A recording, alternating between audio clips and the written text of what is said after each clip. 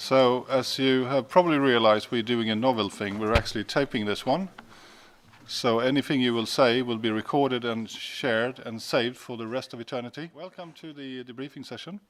I hope that you will have an interactive moment. As always, I will do a presentation. I also have some colleagues here who will give a more detailed presentation, and I'm looking forward for, as always, an interactive session. With this, I pronounce the meeting open. Could you share? Because we're going to do this, and I don't have access to the computer, so I have to sit here. So please change the slide. Oh, thank you. So for the agenda for today, we will talk about the outcomes of the BEREC meeting. I will dive in a little bit about the discussions on BEREC on international roaming. I don't know if you're interested in that one. It seems to be a lot of interest in that discussion. I will talk a little bit about the BEREC strategy, BEREC working structure, and the work program. And Anna-Greta and Katja will then talk a little bit more one of the more interesting topics we discussed during the meeting as well. I can't say that today. Test. Please, next slide. To give an introductory summary, we had the visit of the incoming chair of Regulatel. Regulatel is the sort of BEREC of South America, which we have a close relationship with, and we have joint meetings, and we have also some work streams that we do together, which we think is very, very important, both for them and actually for us, as we also see now close ownership between the different parts of the world.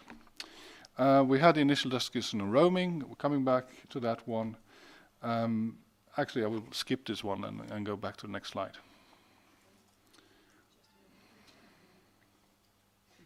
You can skip the next two slides as well. Okay, let's go into roaming.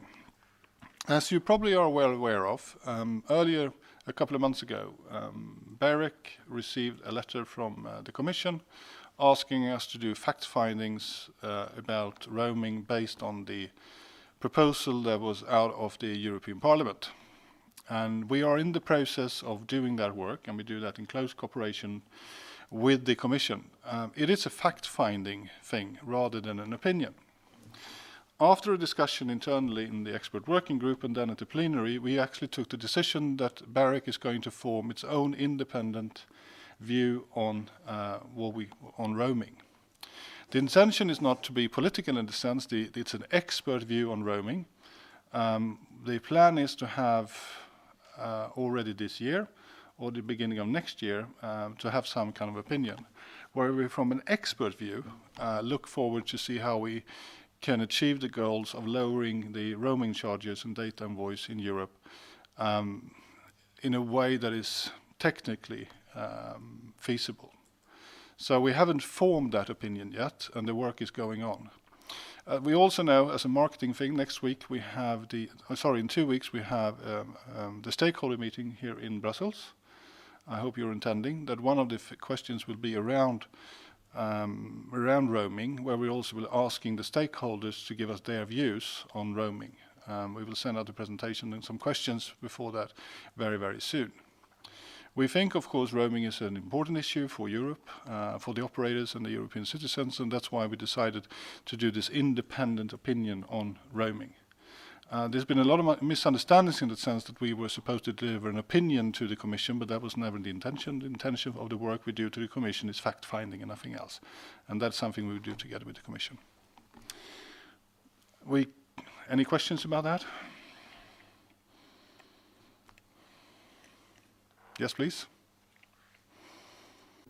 Yes, thank you. I'm Frederik Wag from Telefonica. So I was aware, and thank you for explaining the difference. So one thing was the questions that the Commission asked to you, and where you responded with fact-finding. So we haven't officially responded. Not yet, or so, okay. Well, yeah, that was actually a question. So if you already responded on that, and if that response will be published afterwards or by the Commission. And then I have some questions about the opinion. I don't know if you can elaborate on that, because will that be an opinion on a workable path, so to say, in your view, from a technical perspective, on how roaming like at home can be achieved, or is it even more not really about roaming like at home, but as you mentioned, reducing roaming charges? So I don't know if you can elaborate a bit more on the substance of that opinion, which of course still has to be written, so it might be difficult. I mean, the intention of doing this is, of course, to better provide decision makers with information, and also for ourselves to be able to, in a better way, understand the complexities of any model. But we are not going to come up with a model itself. But it's more of that we are, the 20 member states also have to, the NRAs has to form opinions about this. So it's from an expert view, with the goal, of course, that we all share, that roaming charges is something that is very, very interesting and very, very important for many citizens in Europe. So we're not going in that direction with a political debate. It's more of a question of an expert view. But we thought it was very proper to do that in that direction. When it comes to the information that we then provide with the Commission, it will be theirs. We will not hide it from anyone, but it's very much as they always say, when we send fact findings to the Commission, it's up to them to publish it. Thank you. Any other questions? Magnus?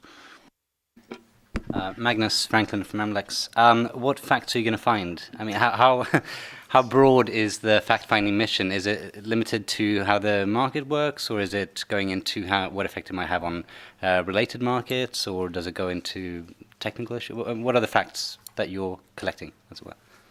I mean, we also received very much information from the stakeholders. We've done fact findings within the countries, trying to figure out how the market actually works.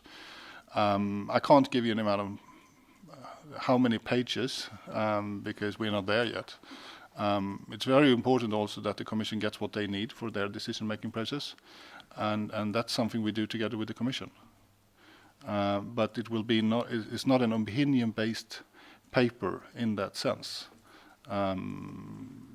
We will not take in that one. We will not take any credits on how they should behave. They asked us questions, and you've seen the questions from the Commission already, and that's all ones we're going to answer to.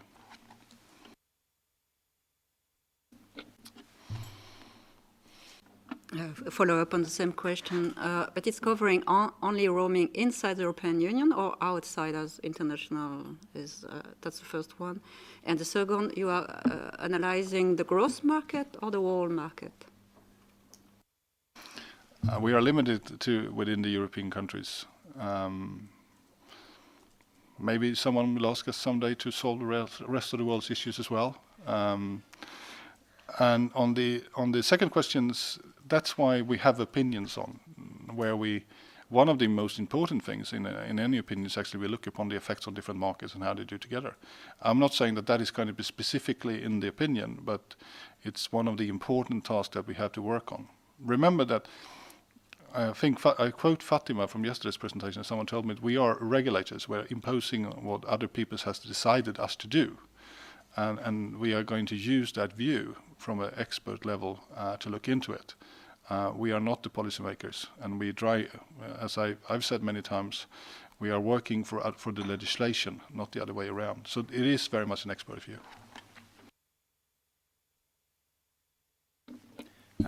Jacques de Granin, I'm a telecom analyst working for a bank. I just wanted to clarify, you are making two documents, I would say, one for the Commission, which is the fact-finding thing, and a later one, which will be about your opinion. Is that correct? Okay. So the scope of the second one would be different, I would guess, than the first one. Much wider. Okay.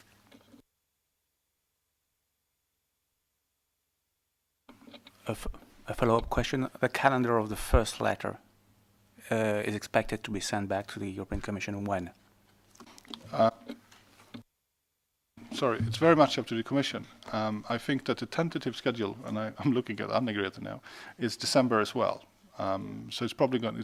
As it looks like now, the both things is bound to happen at the same time.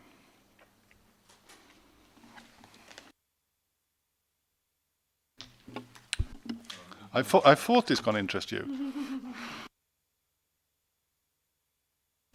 BT. Is one of the two exercises also, will you look at possible further revisions of wholesale price caps within one or another business model? A very good question to that sense, but the answer is I don't know. When we ask an expert working group to do things, we look on the target of what we want to achieve rather than telling them how to do it, because then we get all the experts working together. And a part of the opinion for an expert is really to analyze what market interacts with each other. But this is related to roaming. When it comes to any discussions about future regulation, I think that the Parliament said that this is the end of something, and that means there is no future.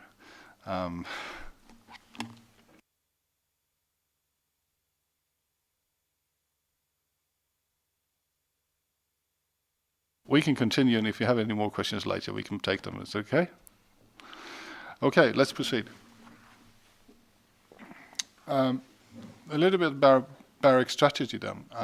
We set out for the BEREC Strategy for you has been around for a while and visited BEREC. We know that a couple of years ago we did something we called the BEREC Midterm Strategy. And that was the first time BEREC as a community came together and actually talked about something that a lot of people has been thinking about. How do we think the market, what is happening on the market, and how do we see those changes, and maybe in the future how would they reflect on regulation? So this is for us a very important document. Maybe for stakeholders it could be interesting as well to see what the regulators thinks of the world. Because as a group we are quite knowledgeable about the market trends and the changing of the business models. So this has been a hard work from many inside the group to really figure it out. I mean, in essence, you will see probably nothing that will surprise you, because a lot of people are talking about them.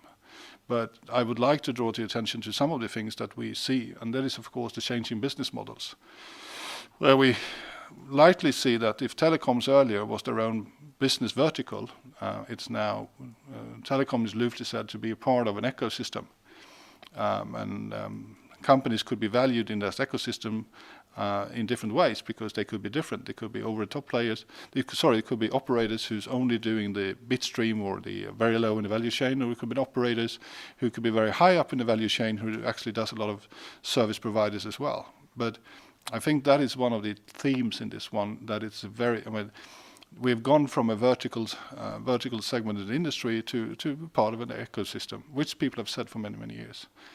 Another trend that I think is kind of interesting is that we see in many countries now a decrease in the increase of data in mobile, because what's happening is that with all the price modeling that goes around, people is also more and more relying on Wi-Fi, for instance. So there are things and factors that we now see, and the interesting thing with this, personally, I think that if we would now look 5 years back, 6 years ago, we didn't have any iPads. There was no 4Gs.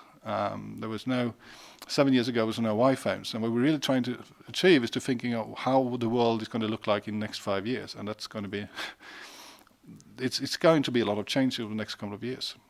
So I hope you will read this document with some interest. I think it's a very good document. We also worked. One of the things, and maybe this is not important for you, but it's been very important for us, is that BEREC has actually been an organization now. We started 2010, and we decided we had to develop also the internal working. So we cleared out and did an evolutionary approach to our internal processes. And one of the reasons for that maybe could be interesting. We try to increase the transparency of the BEREC work. You actually seen one of the examples already last year and in 2 weeks now, and that is that we do more stakeholders meeting. But we try to do this in a more formal process and in a way that also the stakeholders in the BEREC can understand how and when we do things, and try to be more open about it. We adopted the work program for 2015. And as a bureaucrat, I'm very happy now that you could see that if you actually read, which I hope you do, all the 3 documents together, you will see that the strategy that we talked upon, actually the way that we work with the strategy, also you can see a close linkage to the BEREC work program, because we actually linked all those 3 together. As a bureaucrat, I'm very happy about that, because we never did that before. And it's also to have a better internal work process in an environment with so many countries, but also to make sure the transparency is for stakeholders. Please proceed. To say something, there is one thing that maybe I should mention more about the strategy is that we still hold on to the old 3 pillars in this way. It's about promoting competition investment, promoting the internal market, and empowering and protecting end users. You heard us from representatives of BEREC over the years emphasizing different things. I think that the consumer part has been increasingly important over the last couple of years, but these are the 3 pillars that we base on strategy and how we do the work program in the future. Please, next page. So, any questions about this so far? Nothing more about roaming? I'm surprised. With that, I would like to leave over to Anne-Grete and Katja to do their presentation. I'll say a few words regarding the BEREC guidance document on the regulatory accounting approach to the economic replicability test. So as always, we have quite long titles. And this economic replicability test term stems from the recommendation on consistent non-discrimination and costing methodologies of September 2013. There's a specific, some articles, some recommendations on and an annex on the economic replicability test, which is a ex-ante sector-specific margin squeeze test. And we have tried I'm co-chairing the regulatory accounting working group, and we have tried to analyze the provisions of the recommendation from a regulatory accounting perspective, and also from the current practice of NRAs. And we were looking at how much this is aligned already, this can be aligned, whether there are differences, and about the purpose of the economic replicability test. So now I hand over to Katja, my co-chair in the drafting team, and then I'll close at the end of this presentation. And then, of course, we are happy to take questions. Thank you. Hello. Well, as Anne-Grete already mentioned, because of the recommendation on non-discrimination assumes that economic replicability test is one of the methodologies which should be used in the regulatory accounting assessment of the market. BEREC decided to make a guidance, to make a clearer approach to the NRAs, how to deal with the methodology itself. And here is the result. As Anne-Grete already told, we started on March 2014. The work started with 15 NRAs included into the drafting team, which was co-chaired by Akos and Benitza. And we also found really good cooperation with MIA expert working group for the chapter margin squeeze in the context of competition law and differences with the ex-ante approach. Well, the purpose of this document is, as I already said, that a recommendation on consistent non-discrimination obligations and costing methodologies foresees the economic replicability test as the element to safeguard competition when we don't impose regulated wholesale access prices. We wanted to set out possible methodologies for NRAs to run the test in accordance with current practices which the NRAs have with ex-ante margin squeeze test. We in the document itself, we compared similarities and differences between economic replicability and margin squeeze, and describe common methodologies which are already used among the NRAs in practice, because usually practice shows what is useful and what is just a letter on the paper. And we also took into consideration all existing documents from the Commission, BEREC, IRG, and we also have a chapter on margin squeeze in competition law practice. The document is structured like you see here. It's first of all, we describe the parameters of ex-ante economic replicability test like they're applied in the Annex 2 of the recommendation. Then we describe basic methodological choices of ex-ante margin squeeze mechanics, which are currently applied by regulators, which is current practice. And then both chapters together gave us economic rationale and implementation of ex-ante economic replicability test of the recommendation in practice. Then in the chapter 5, we described procedural and transparency issues.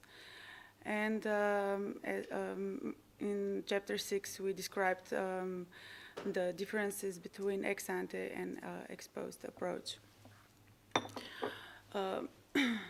For the work, we needed 2 questionnaires. The first one was a margin squeeze questionnaire on current practice to obtain the data from the NRAs. And the second one was the questionnaire on procedural and transparency issues. And both questionnaires were answered by nearly all NRAs. We analyzed the results, and the results are shown in the annex of the document, of the guidance document. Now, the main findings and conclusions. Primary objective is still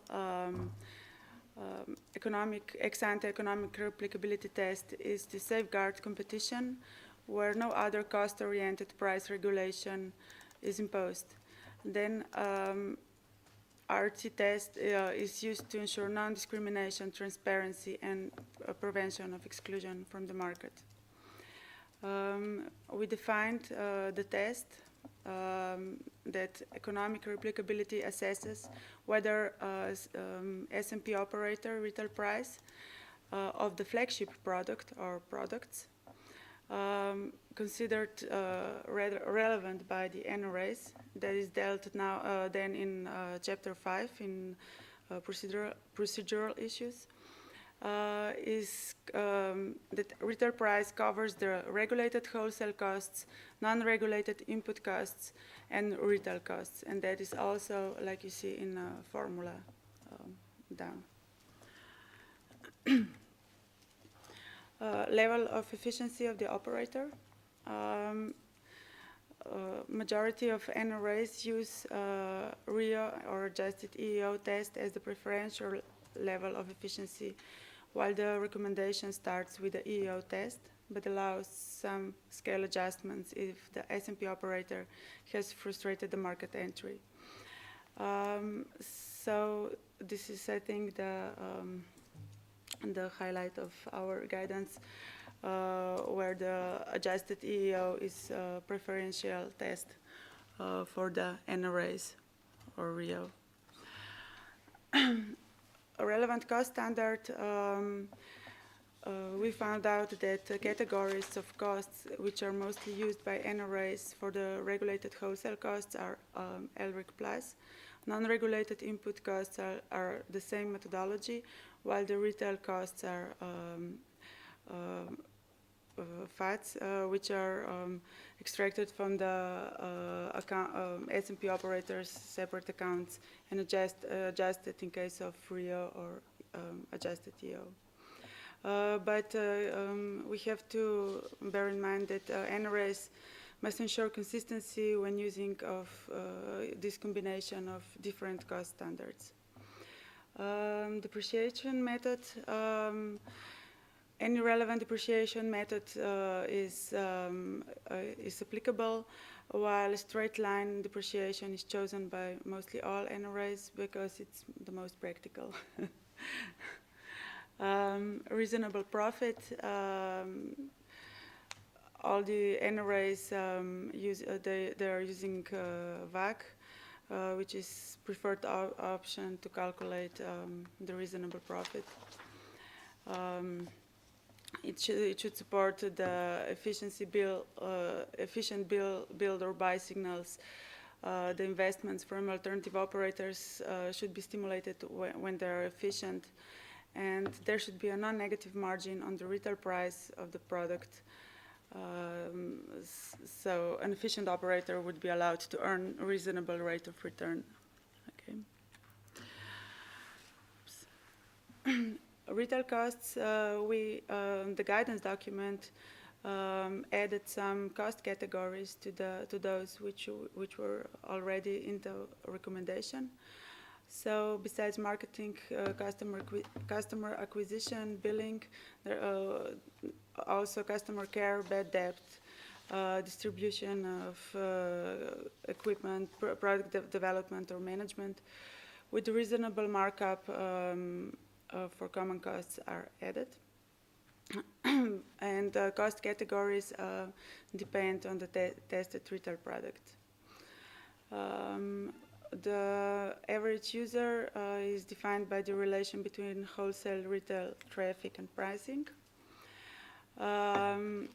So it could be based on either call minutes, download data, included the retail product on average end user consumption profile.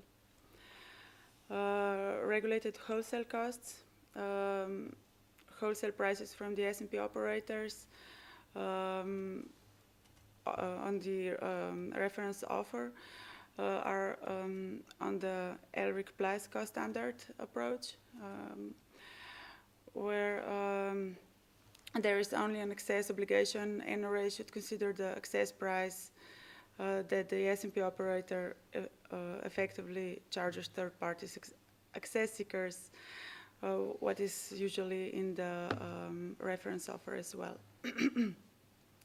And non-regulated input costs included on network costs. If the data is available, information on the network cost of the alternative operator can be used, or S&P's operators' cost to assess the non-regulated input costs on the BEREC Plus basis. Alternatively, the prices which are commercially agreed on the carrier market could be used. And now I'll, yes, I will do that, so the camera can catch you. Yeah, next. No, that's okay, but put out your microphone. Okay, so there are some more findings now related to the time period for which you should, over which you should spread a certain type of costs, investment costs related to customer investments, specifically those costs that are necessary, for example, setup costs for the connection, where you may get an additional router, something like that, then costs for customer retention, special marketing costs, etc.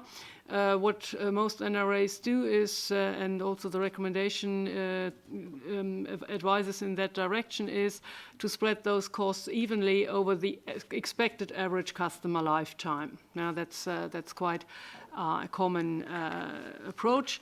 And for the other assets, the non-customer related investments, such as physical equipment, etc., the useful economic lifetime of the asset should be used. Yeah. So again, in order to be consistent with what you do in the general cost accounting and cost orientation regulation. What products should be submitted to the test?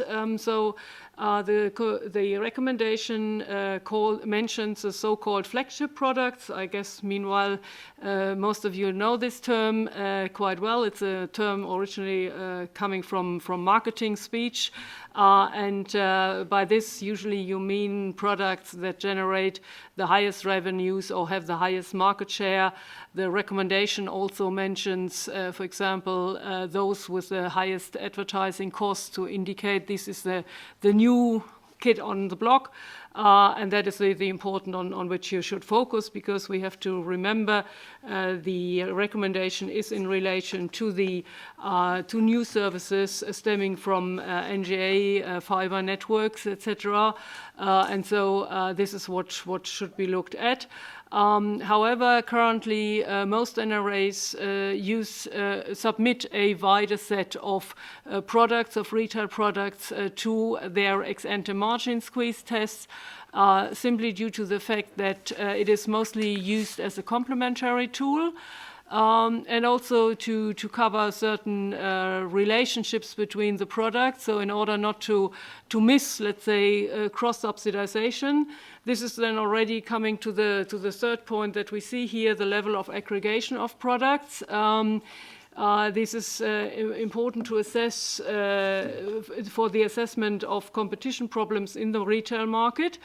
As the NRA's, the guidance document suggests that product-by-product approach ensures that also within a bundle and a standalone offer is replicable. Yeah, is replicable by the alternative operator, because if you do this type of assessment, you can more easily detect cross-subsidies, and that is important to avoid a margin squeeze or non-replicability for the alternative operators.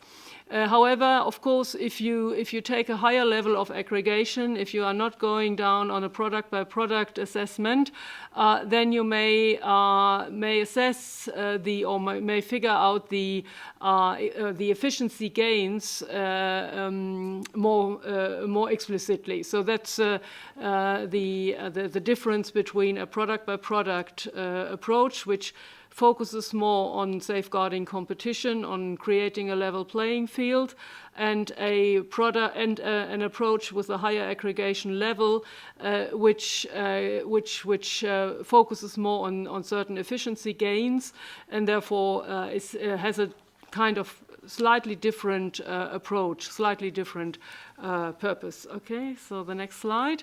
Then one of the key features of retail competition currently in the telecom sector is certainly the offer of bundles. Yeah? The offer of bundles of double play, or mostly meanwhile triple play, or even quadruple play. Some of these bundles are in the recommendation called flagship products. So clearly the bundles must be analyzed, must be submitted to the test. That's no doubt about this. And then the question is, should there be only bundles submitted to the test that consist only of regulated components, of regulated elements? And the clear answer from BEREC's viewpoint is that any bundled products that matter in the market should be included in the analysis, so should be submitted to the test, whether the bundle contains regulated or non-regulated products. Yeah.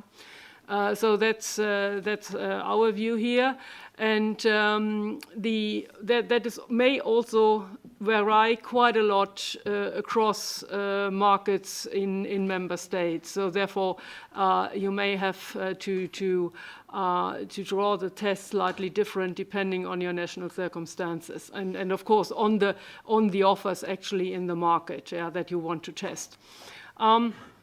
The next point is related to this. Would you look just at the retail price as such, or do you concentrate on revenues? And very often you better concentrate on revenues, because a single retail price may not necessarily reflect the competitiveness of the offer. Yeah, so that's the point. And as I said, this needs to be decided in relation with the decision also about the aggregation level.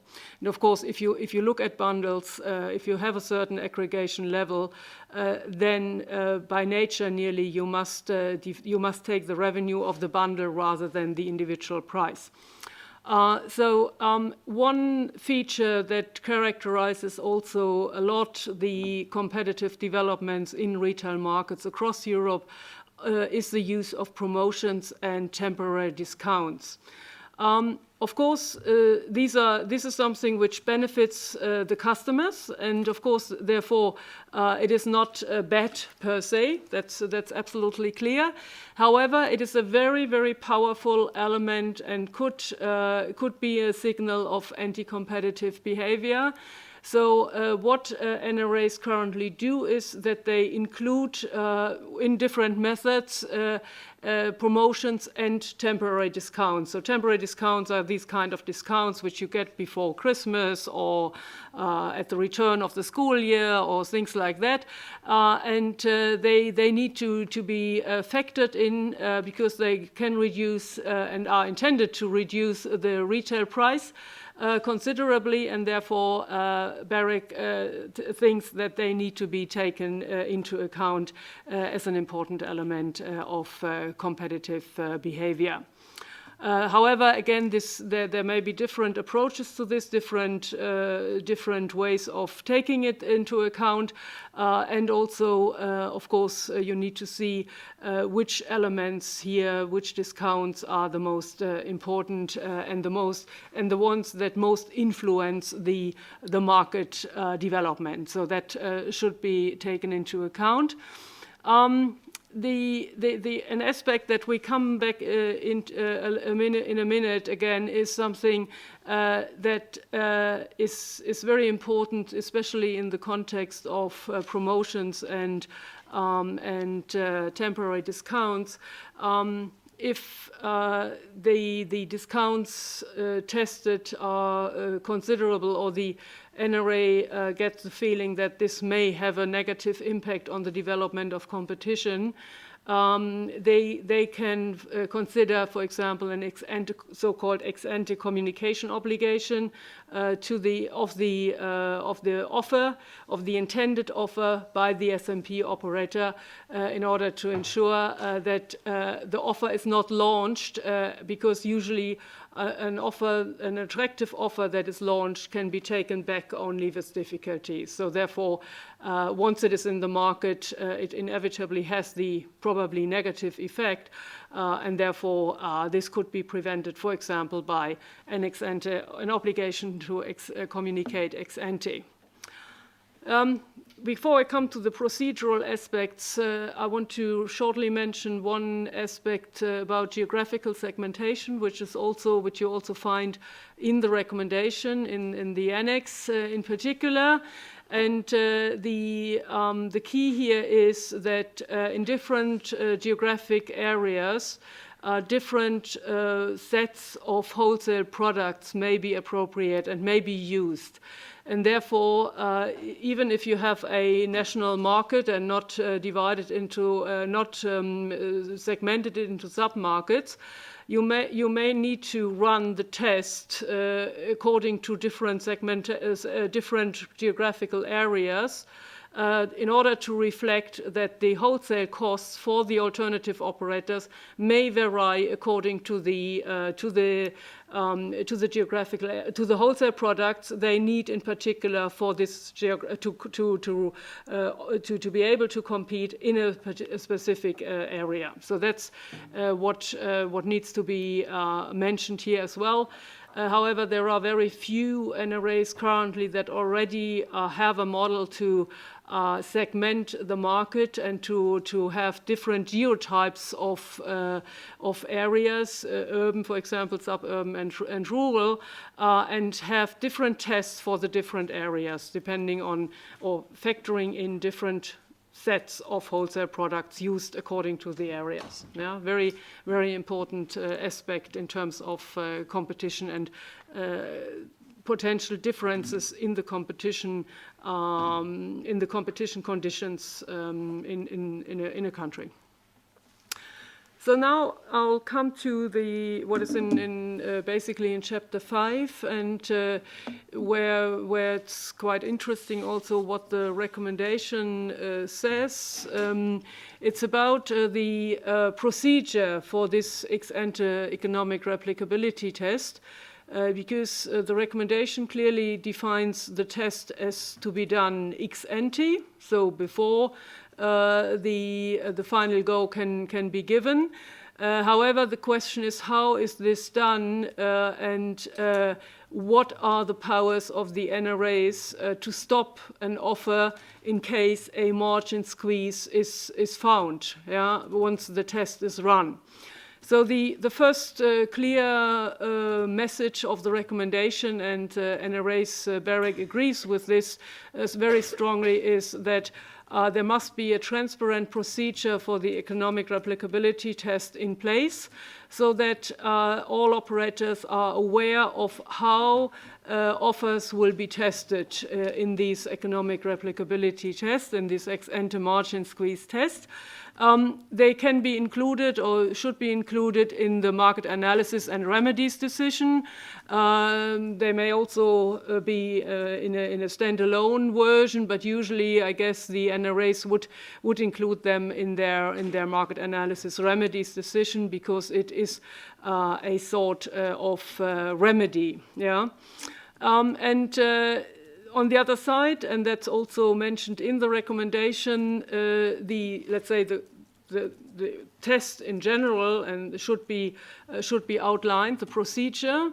But then afterwards, of course, there is a certain degree of flexibility needed when designing exactly the procedure per NRA. As I mentioned before, it is important in order to work, for this to work, that there is an obligation on the SMP operator to communicate to the NRA the retail offer before it's launched. Yeah, before it's launched, otherwise it cannot be an ex-ante test anymore.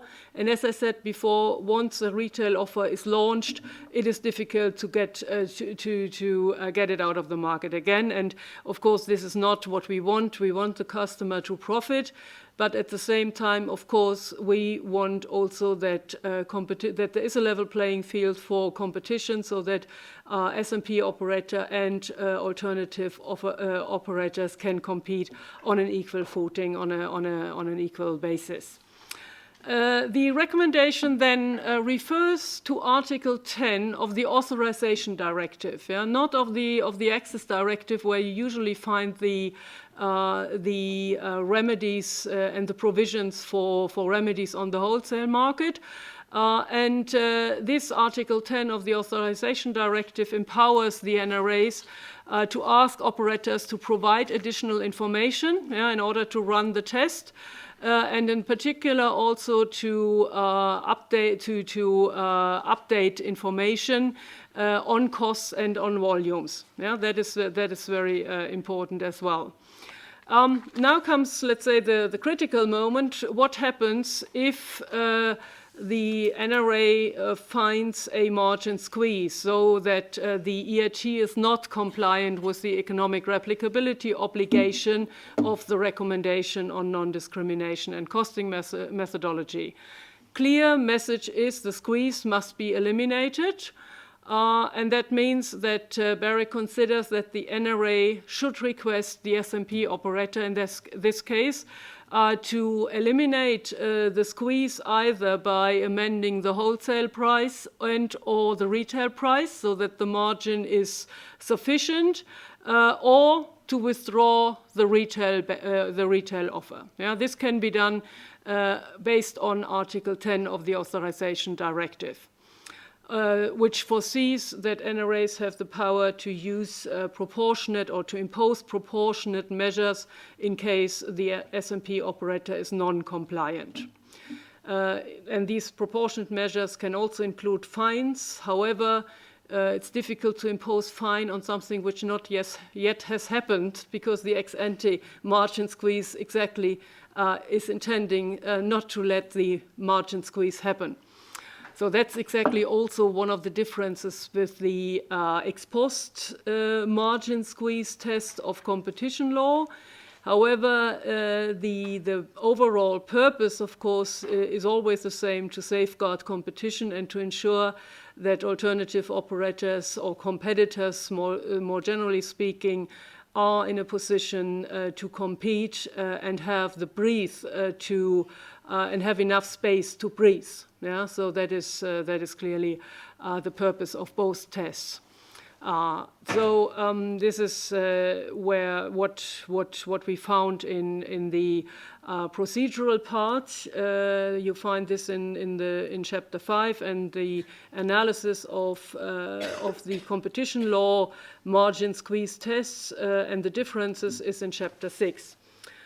I'm coming to the last slide. Now the current situation, where are we? As we mentioned at the beginning, the document was adopted at the plenary last week in Rome for public consultation, and the public consultation was launched already on Monday, on 29th of September. It will run until 24th of October. And there's no chance to get any extension, so please submit your comments by 24th of October. Because the clear intention is to finalize the document and to adopt it for publication in the final version of the document at the plenary beginning of December. And then, of course, it must be channeled through the contact network, and that is mid-November. There will also be a public presentation at the stakeholder forum on the 16th of October 2014, so in about 2 weeks' time here in Brussels as well. So happy to take questions. No questions? Please. Yeah, Frederik Bakker from Telefonica. My specialist colleagues will, of course, have more detailed comments than I will be able to do. But I had a more general question on the impact you think that paper will have in the future. Perhaps if you could recall me perhaps a bit the power of a guidance paper of BEREC towards other NRAs. Because of the end of the day, I mean, although there is a kind of common line on working on this issue, there might be quite some difference in different member states. Yeah, do you think that will change, or? Yes, thanks for the question. We are not intending to go for a common position right away. But of course, the guidance document, as the name says, is intending to align current practices of NRAs in doing ex-ante margin squeeze tests among each other, but also with the ERT of the recommendation.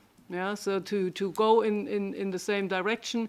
And as you have seen also from the formula and when you read the document, there is let's say the principles of the margin squeeze tests do not differ. Yeah? What may differ, depending on the retail market situation, which may differ in the member states, is in which way you assess or you factor in certain retail costs, certain temporary discounts. Of course, the average customer lifetime varies a lot. These kind of things you cannot, let's say, abolish. Yeah? But the clear intention is that NRAs do it according to the same principles, yeah, so that also all operators know what to expect. Yeah, that is our intention. Mm-hmm. Maybe I can add to it. There seems to be some misunderstanding also about how the harmonization actually works. Because if you look on it, I think for the last 6 or 7 years, the NRAs of Europe has notified more than 500 things to the Commission. Less than 5% of them has actually ended up with some sort of next phase. So the most of the things we do is actually very well harmonized, as we've seen by the Commission. You may like it or not, but that's the way it is. There's only a couple of cases, often due to national legislation, where the harmonization or the using of the recommendation hasn't worked. And one of the reasons for this is, of course, the fact that we in BEREC work very hard with this kind of documents, where I don't know how many people was in this one, but it's a fairly large group, where we sit together and actually work out what they recommend, how to do the recommendation in practice. So they became a practice with local adoptions, and it's one of the most important things we do within BEREC, and that's why, and one of the reasons I actually brought it up here as well, to get more people to understand this is what we do. We take the recommendations or legislations, we work on them together, and then we try to implement them with local varieties in the different countries. And on the recommendation side, we always go back to the Commission through the notifications, and most of the time, 95%, we ended up with an agreement with us and the Commission from the individual member states. So this is very, very important. The other thing on that is, by doing this, we're also sharing a lot of knowledge between the countries. We share the same definitions, which is more than important. Think of it, that you sit people in the room and you ask them to, figure out how to solve a problem. You end up with the same way of describing the problem and looking at it. With that said, we haven't closed it yet. There is an open, there is the consultation, and we are really happy to have the comments in the consultation, and the final text will be done, as Anne-Grethe said, here in Brussels in December. So we need your input very much on this document as well, which I bet we will have from the usual suspects. Any other questions? Magnus, of course. Thanks. I was just looking through the document while you were presenting, and there's a very nice visual bit at the end with graphs and so on. What I want to know is, there are a lot of elements to these margin squeeze tests and ERT tests. What are the ones that you think allow for a certain amount of leeway? I mean, even though you have best practice, where you find that regulators would be well justified to, I presume, in how the retail market works and what kind of bundles are offered, etc. But what are the core elements where you would really be looking out for? I mean, I noticed that WACC, for example, is in most margin squeeze tests as the cost standard. Geographic segmentation isn't in any, etc. Are there any? So are those the issues, or are they? What are the key things to look at when someone submits a margin squeeze test? As I said, let's say the starting point is, of course, which wholesale products, which retail products do you submit to the test? Yeah?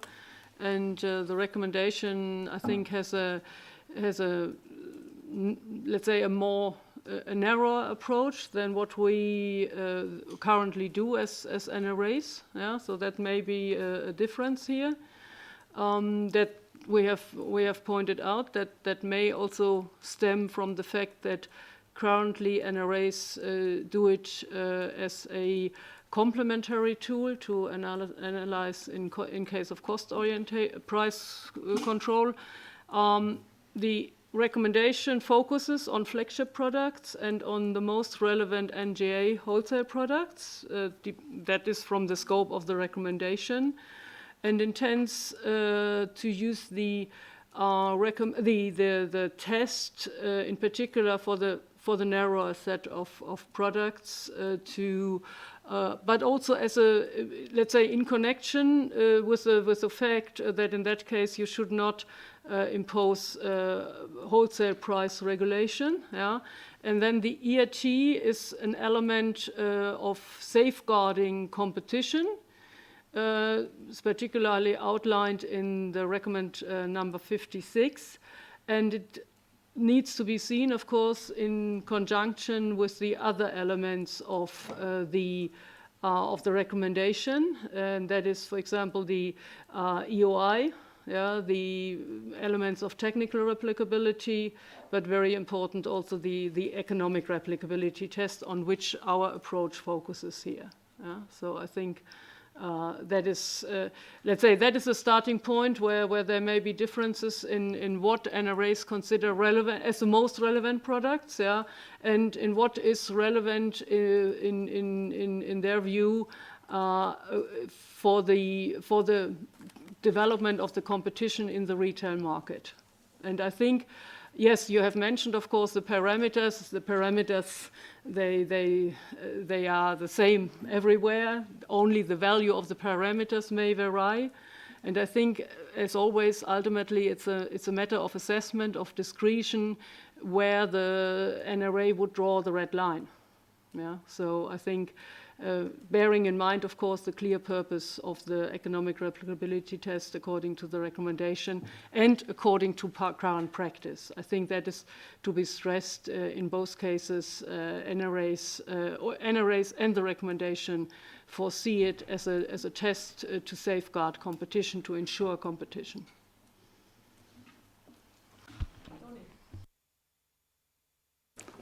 Sorry. Just a quick question. Did you give much, or do you give much consideration to type 2 errors? So obviously these are markets where there's some fairly dynamic pricing policies coming in. You have market dynamics and retail market dynamics, which we're seeing more or less for the first time, where a lot of things are being given away for free, or where the regulated product might be 10% of a bundled offering or 20% of a bundled offering. Do you give much consideration, or do you have much concerns about that? Yes, we include this, of course. That is a forward-looking approach. I mean, that's pretty clear. And of course, the intent we are aware of the intention that the ERG in the recommendation is a measure, or is a remedy to provide more pricing flexibility to the SMP operator. So that is clear. We know that the market is highly dynamic, but even the recommendation foresees that, for example, for average customer lifetime, you should not take because you don't have data, the average customer lifetime of an NGA product, but as a proxy, you should use the average customer lifetime of a copper customer, copper broadband customer, as a proxy, as I said.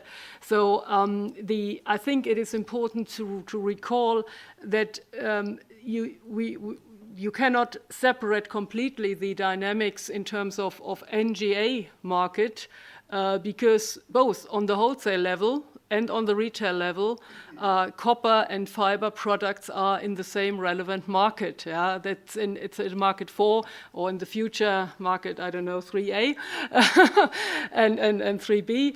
And on the retail markets, it's also one single retail market usually. Yeah, I know of no NRA that separates the retail market into, let's say, traditional or legacy copper products and other products, because I think the borderline is very fluent, yeah, and therefore that would not make sense. And in that way, I think you can also not ignore, let's say, the back and forth elements, the interaction between these two segments, if you like, yeah, and thus this means, yes, you have to take into account that you should allow for the dynamic, but you also should not ignore that it is embedded in the traditional market, which in my view then would limit a bit the freedom.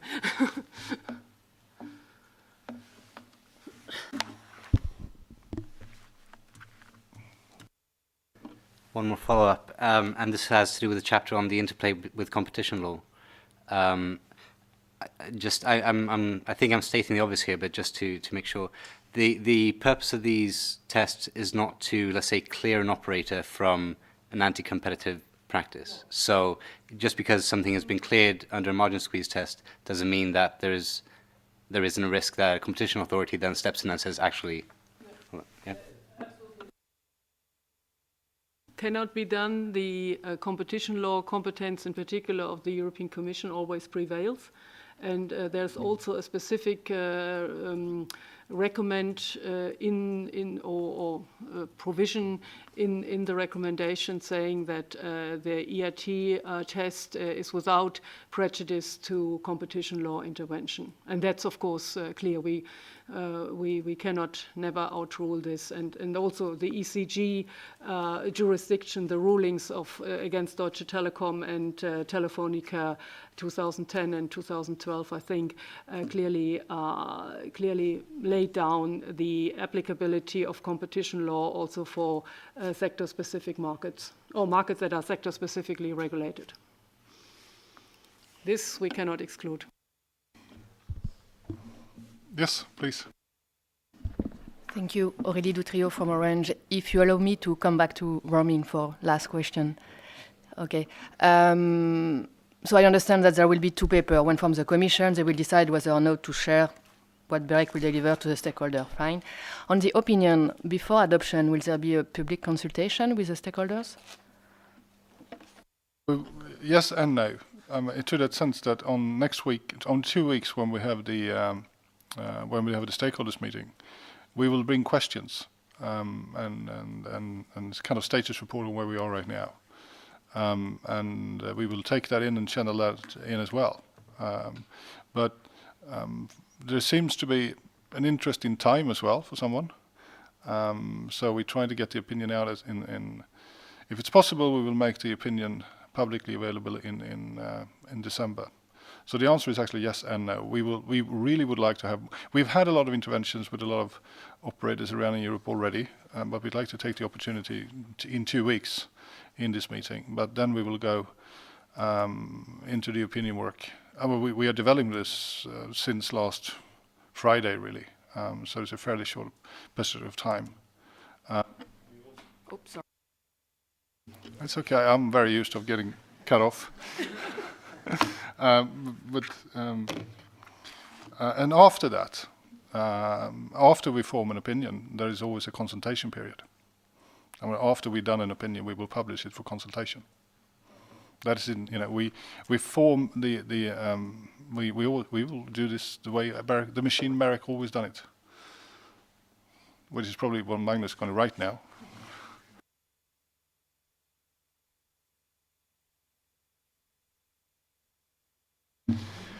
Yes, Magnus.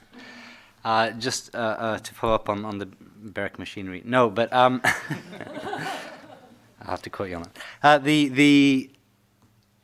The roaming documents obviously don't come in isolation, and we're in a legislative process right now that's very relevant to that kind of opinion. And now I'm asking for your maybe opinion as an expert group, whether it wouldn't be better for someone like the Commission to do this exercise before they legislate rather than towards the end of the process.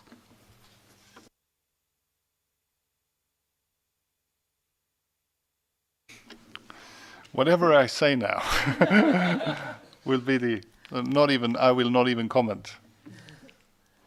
I think that BEREC as an expert team has an obligation to whoever who is the stakeholder to look into things, and it's up to the Commission has the right to propose things, the Parliament and the Council have their work cut on themselves, and we are just experts. And we always done by history. We always built our opinions about different things.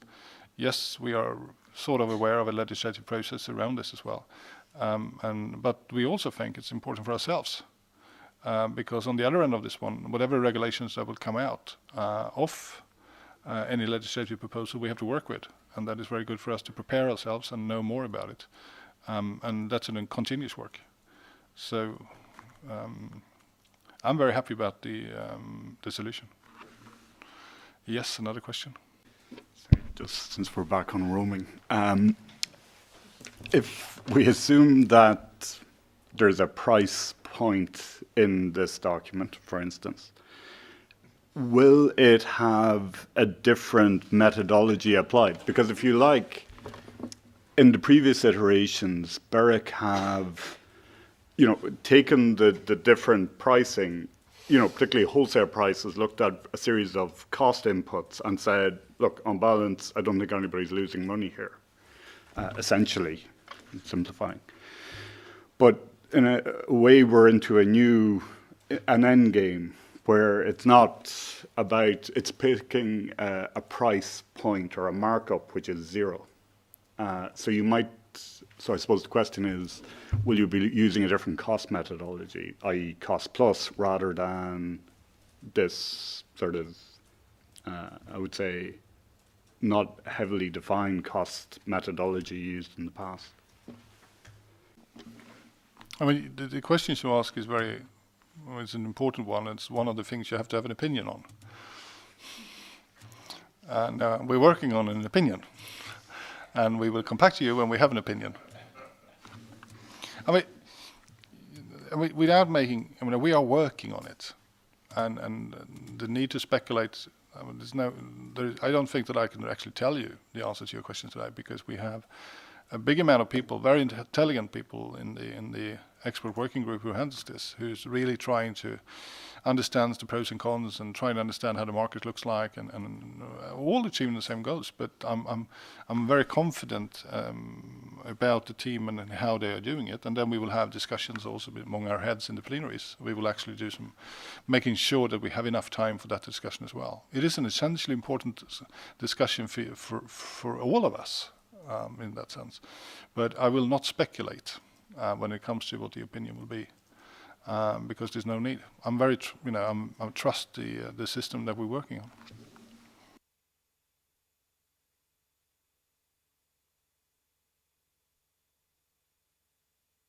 on. Another follow-up question. When you look back on the previous let's say, opinions that BEREC published, or the ERG, in fact, on the roaming regulation, on every step it was, I would say, very cautious on technical grounds. For instance, not regulate retail pricing. This was a 2007 document, if I remember. And every time the European Commission finally went over this technical let's say, cautiousness, and later, a few years later, the ERG had to admit that they were wrong. So, is the technical work not too much concentrated on the, let's say, technicalities without delivering results? First of all, I was not around 2005, so I cannot comment on that. I can only, the market is moving, the consumers are changing their behavior, and I think that if BEREC has been too conservative sometimes, I think that we've been very progressive sometimes. We were, for instance, very early on in the net neutrality debate, and formed opinions about that. And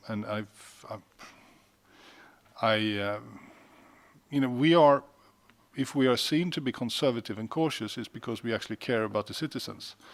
And sometimes when we sit down and we have to do things like the Anna-Greta's presentation is, that the fact that we have to work through how it's actually going to work. That could be seen as conservative, but that's the expert role, really. And if the legislative powers and the politicians are the ones who sets the policies, we don't. We try to intervene with that. So again, I'm probably looking forward to the opinions as much as you do.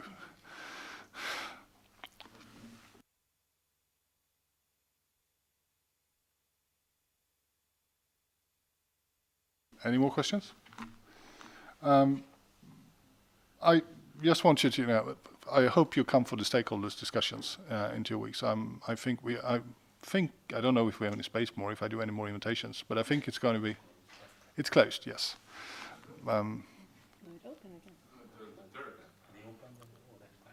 So we open. Yeah, we can hear. Make sure that you have representatives. I think it's going to be a very fun event if you like regulation.